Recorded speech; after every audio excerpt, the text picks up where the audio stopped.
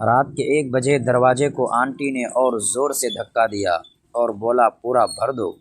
मुझे बहुत मज़ा आ रहा है। एक रात मैं और मेरे चाचा दोनों सो रहे थे। एक बार अचानक मेरी नींद खुल गई। मैंने आंखें खोली और राजेश चाचा को देखा। बिस्तर से उठा और कमरे से बाहर चला गया। मुझे नहीं पता कि इस समय राजेश चाचा कहाँ जा रहे हैं। मामला जानने में मेरी दिलचस्पी बढ़ गई। ये जानने के लिए मैं भी कमरे से बाहर आ गया। मैंने देखा कि राजेश चाचा मेरी माँ के कमरे की तरफ जा रहे हैं। अब मामला जानने में मेरी दिलचस्पी और भी बढ़ गई, ये जानने के लिए कि राजेश अंकल मेरी माँ के कमरे में क्यों जा रहे हैं।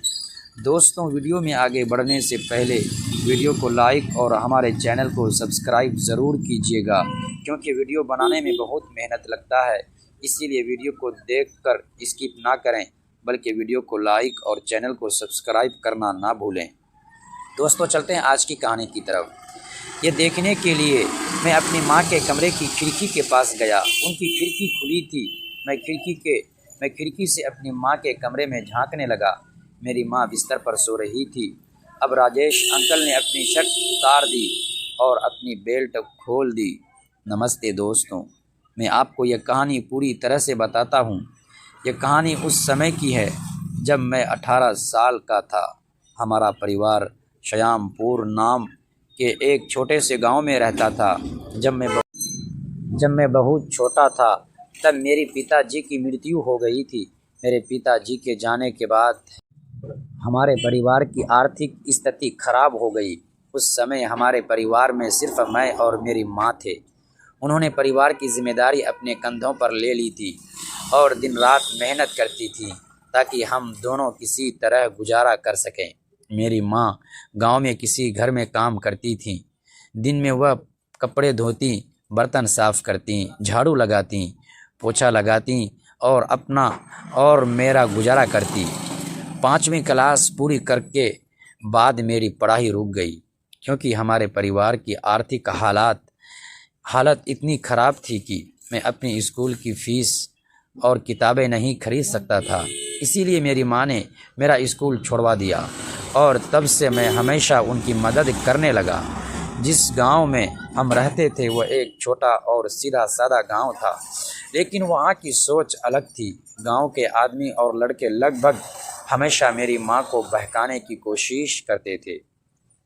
वे उन्हें उत्तेजित करने और बहकाने की कोशिश करते थे, लेकिन मेरी माँ बहुत मजबूत और घमंडी थी। उन्होंने कभी किसी पर ध्यान नहीं दिया। वह हमेशा अपने काम पर ध्यान देती थी और किसी से ज़्यादा बात नहीं करती थी। मुझे आज भी वह समय अच्छी तरह याद है जब कुछ नेताओं और गुंडों की मेरी माँ पर बुरी नज़र थी।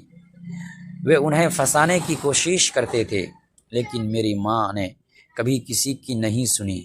उन्होंने मुझे हमेशा यही सिखाया कि हमें कभी भी किसी गलत इंसान या काम के साथ नहीं जाना चाहिए, चाहे हमारे हालात कितने भी मुश्किल क्यों ना हो। उनकी यह सीख मेरे दिल में हमेशा बसी रही। मेरी माँ ने न सिर्फ हमारी फाइनेंशियली हालत सुधारने की कोशिश की। एक बार अचानक मेरी नींद खुल गई। कमरे में अजीब सी खामोशी थी, जैसे रात खुद सांस रोके खड़ी हो। घड़ी की टिक टिक साफ सुनाई दे रही थी और खिड़की के पर्दे हल्की हवा से धीमे धीमे हिल रहे थे। मैं उठकर बैठ गया। दिल थोड़ा तेज धड़क रहा था, बिना किसी वजह के। तभी मुझे लगा जैसे बाहर आंगन में किसी के कदमों की आहट हुई हो। पहले तो मैंने सोचा शायद मेरा वहम है, लेकिन फिर वही आवाज़ दोबारा आई, धीमी मगर साफ। मैंने हिम्मत करके दरवाज़ा थोड़ा सा खोला। बाहर हल्की चांदनी बिखरी हुई थी और उसी रोशनी में मुझे एक परछाई सरकती हुई दिखी। मेरी सांस रुक सी गई। मैंने धीमे से पुकारा, कौन है? पर जवाब में सिर्फ सन्नाटा मिला। अब दिल में डर भी था और जानने की जिज्ञासा भी। मैं धीरे धीरे आगे बढ़ा और जैसे ही आंगन के बीच पहुंचा, वो परछाई अचानक मेरी तरफ मुड़ी।